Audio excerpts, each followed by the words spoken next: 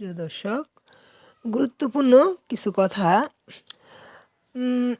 যারা গ্রাম থেকে শহরে এসে কলেজ ভার্সিটিতে পড়ালেখা করে ভালো কথা, কিন্তু তারা যে হস্টেলে আবাসিকে থাকে, মাঝে সাঝে যে দেখা যায় কিছু ছেলেমেয়েরা পড়ালেখাতে ফাঁকিবাজি করতেছে।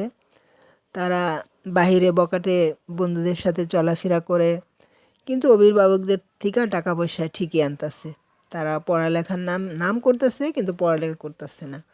তারা সময় নষ্ট করতেছে, নিজের লাইফ অন্ধকার, ভবিষ্যৎটা ধ্বংস।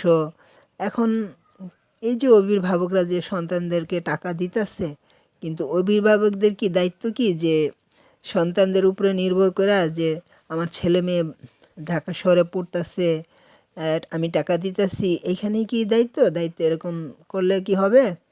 এখন এরা তো দায়িত্ব নিজের পড়ালেখার নাম করে এই যে বাইরে বকাটের ছেলে মেয়েদের সাথে যে মিশতেছে, এতে লাইফটা নষ্ট করতেছে। কিন্তু অভিভাবকদের এভাবে উদাসীনতা, দায়িত্বহীনতা হওয়া একদম অনুচিত।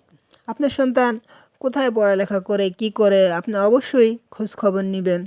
যেখানে হস্টেলে থাকে বা যেখানেই থাকে, ওই জায়গাতে যাবেন, টিচারের সাথে যোগাযোগ করবেন। আপনি টাকা দিয়ে দায়িত্ব মনে করতেছেন সব শেষ, ছেলেমেয়েদের উপর নির্ভর করে, এটা অবশ্যই করা উচিত না।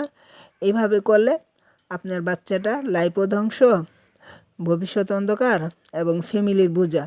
এবং একসময় এই বাচ্চাটা এত অলস হবে যে তার দায়িত্বহীনতা, তা তো বকাটে বন্ধুদের সাথে মিশা তার লাইফটা পুরো নষ্ট হয়ে যেতেছে।